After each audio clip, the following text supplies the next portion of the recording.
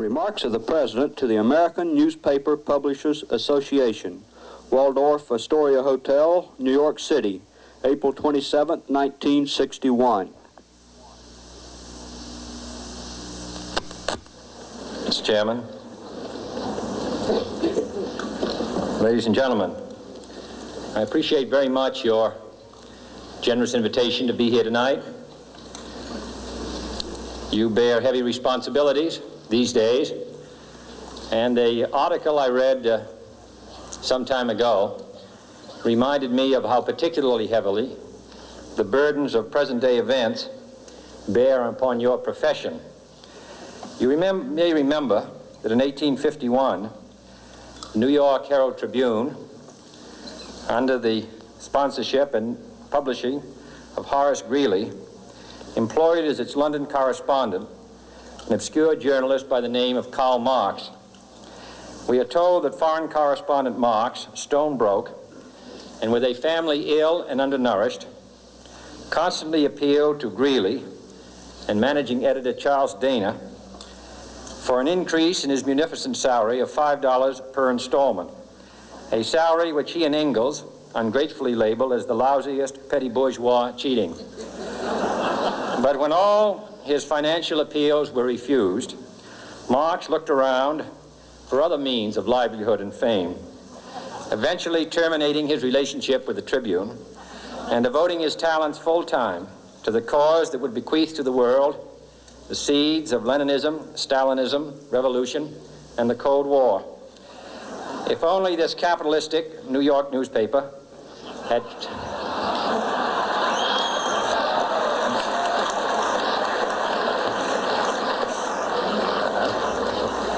treated him more kindly, if only Marx had remained a foreign correspondent, history might have been different. And I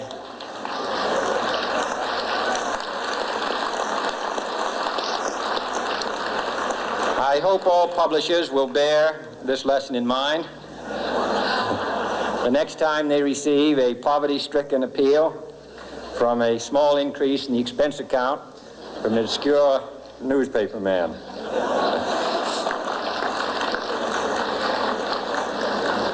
I have selected as the title of my remarks tonight, "The President and the Press."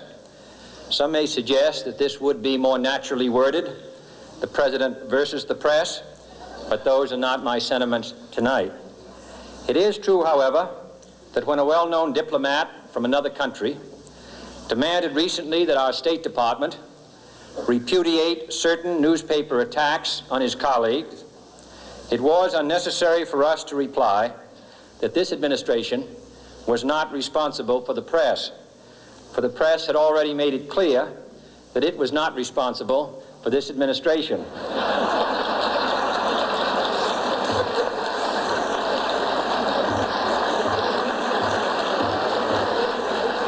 Nevertheless, my purpose here tonight is not to deliver the usual assault on the so-called one-party press.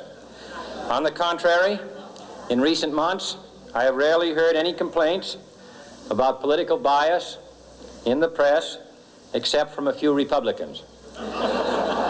Nor is it my purpose tonight to discuss or defend the televising of presidential press conferences.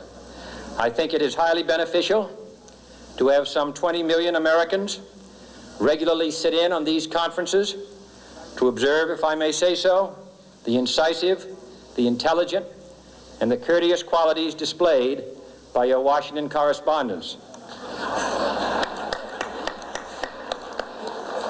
Nor, finally, are these remarks intended to examine the proper degree of privacy which the press should allow to any president and his family.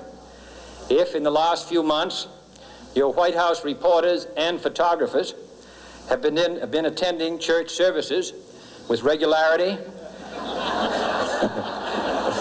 that has surely done them no harm.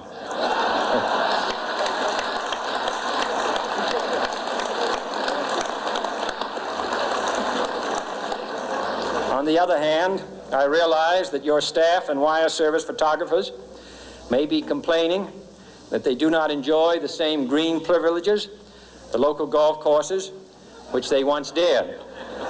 It is true that my predecessor did not object, as I do, to pictures of one's golfing skill in action, but neither, on the other hand, did he ever be a Secret Service man.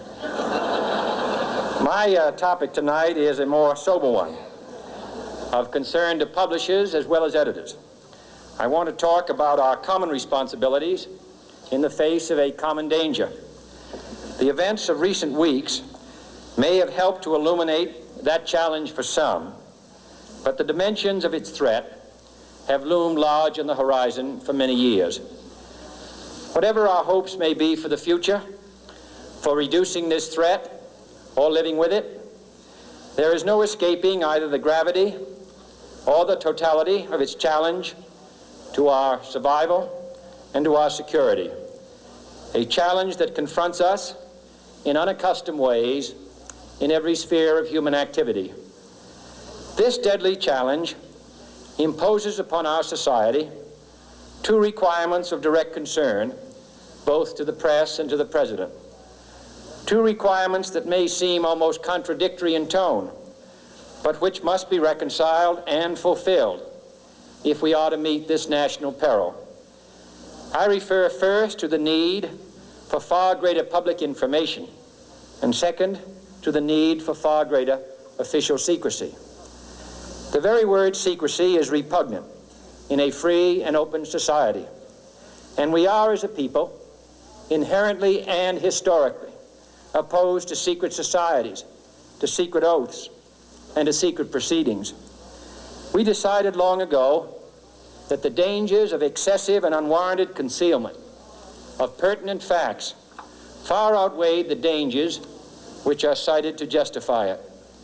Even today, there is little value in opposing the threat of a closed society by imitating its arbitrary restrictions. Even today, there is little value in ensuring the survival of our nation if our traditions do not survive with it. And there is very grave danger that an announced need for increased security will be seized upon by those anxious to expand its meaning to the very limits of official censorship and concealment. That I do not intend to permit to the extent that it's in my control. And no official of my administration, whether his rank is high or low, civilian or military, should interpret my words here tonight as an excuse to censor the news, to stifle dissent, to cover up our mistakes, or to withhold from the press and the public the facts they deserve to know. But I do ask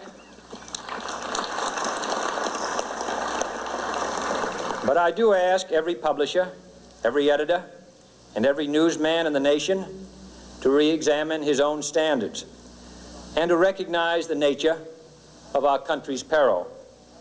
In time of war, the government and the press have customarily joined in an effort based largely on self-discipline to prevent unauthorized disclosures to the enemy.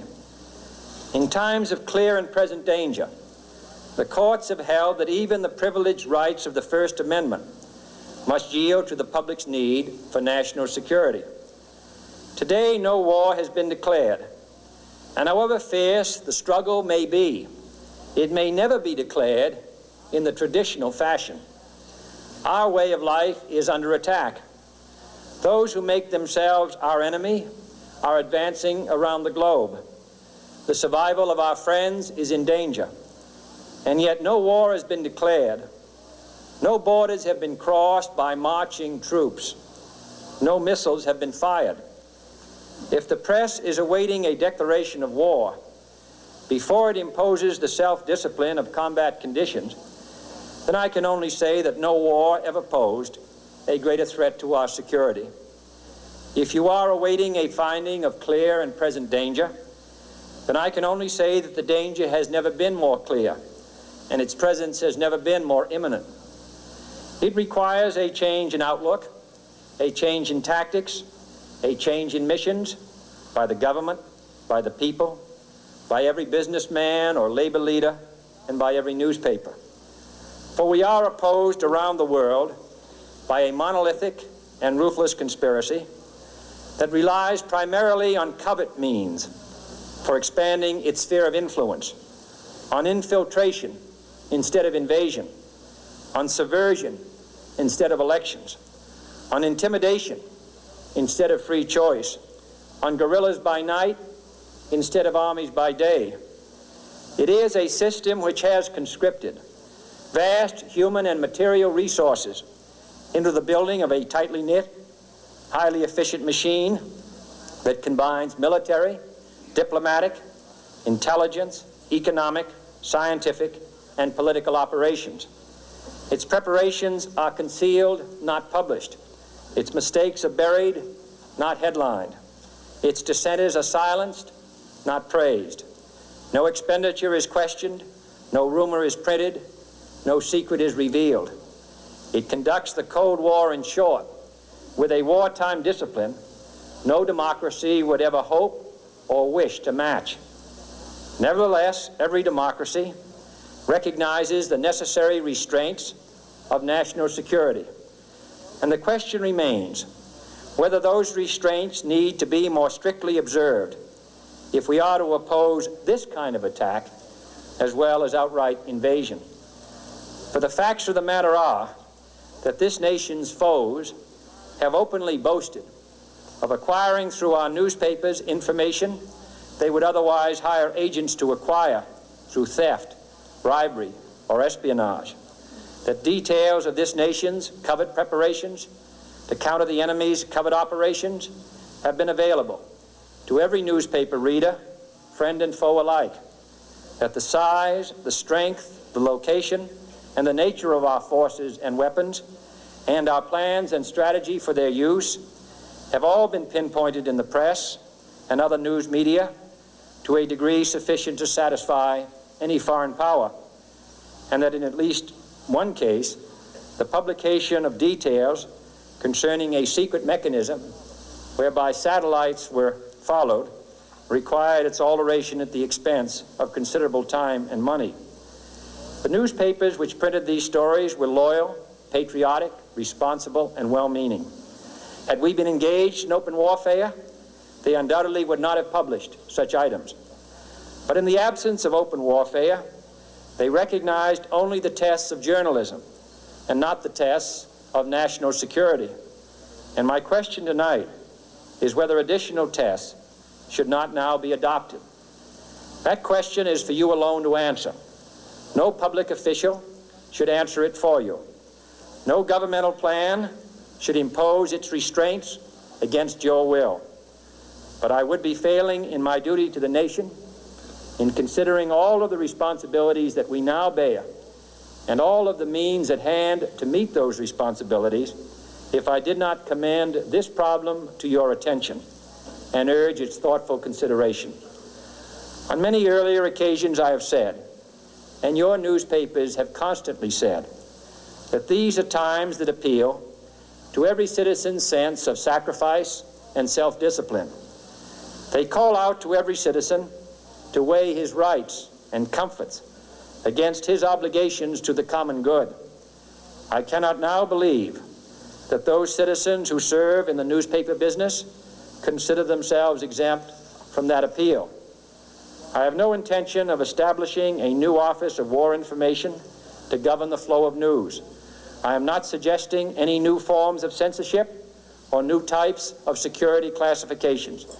I have no easy answer to the dilemma that I have posed and would not seek to impose it if I had one. But I am asking the members of the newspaper profession and the industry in this country to re-examine their own responsibilities, to consider the degree and the nature of the present danger, and to heed the duty of self-restraint which that danger imposes upon us all. Every newspaper now asks itself, with respect to every story, is it news? All I suggest is that you add the question, is it in the interest of national security? And I hope that every group in America, unions and businessmen and public officials at every level, will ask the same question of their endeavors and subject their actions to this same exacting test. And should the press of America consider and recommend the voluntary assumption of specific new steps or machinery, I can assure you that we will cooperate wholeheartedly with those recommendations. Perhaps there will be no recommendations. Perhaps there is no answer to the dilemma faced by a free and open society in a cold and secret war. In times of peace, any discussion of this subject and any action that results are both painful and without precedent. But this is a time of peace and peril which knows no precedent in history.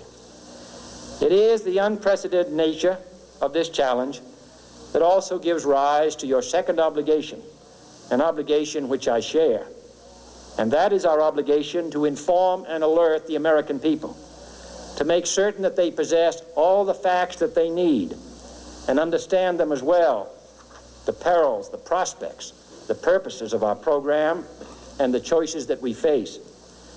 No president should fear public scrutiny of his program, for from that scrutiny comes understanding, and from that understanding comes support or opposition, and both are necessary. I am not asking your newspapers to support an administration, but I am asking your help in the tremendous task of informing and alerting the American people. For I have complete confidence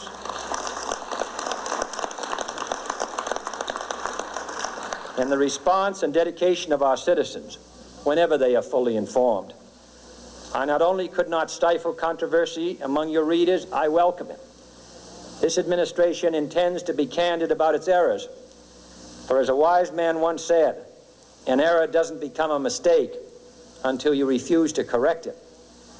We intend to accept full responsibility for our errors, and we expect you to point them out when we miss them. Without debate, without criticism, no administration and no country can succeed, and no republic can survive. That is why the Athenian lawmaker Solon decreed it a crime for any citizen to shrink from controversy. And that is why our press was protected by the First Amendment, the only business in America specifically protected by the Constitution, not primarily to amuse and entertain, not to emphasize the trivial and the sentimental, not to simply give the public what it wants, but to inform, to arouse, to reflect, to state our dangers and our opportunities, to indicate our crises and our choices, to lead, mold, educate, and sometimes even anger public opinion. This means greater coverage and analysis of international news, for it is no longer far away and foreign, but close at hand and local. It means greater attention to improved understanding of the news, as well as improved transmission. And it means, finally, that government at all levels must meet its obligation to provide you with the fullest possible information outside the narrowest limits of national security, and we intend to do it. It was early in the 17th century that Francis Bacon remarked on three recent inventions already transforming the world: the compass, gunpowder, and the printing press. Now the links between the nations, first forged by the compass, have made us all citizens of the world, the hopes and threats of one becoming the hopes and threats of us all. In that one world's effort to live together, the evolution of gunpowder to its ultimate limit has warned mankind of the terrible consequences of failure. And so it is to the printing press, to the recorder of man's deeds, the keeper of his conscience, the courier of his news, that we look for strength and assistance, confident that with your help, man will be what he was born to be, free and independent.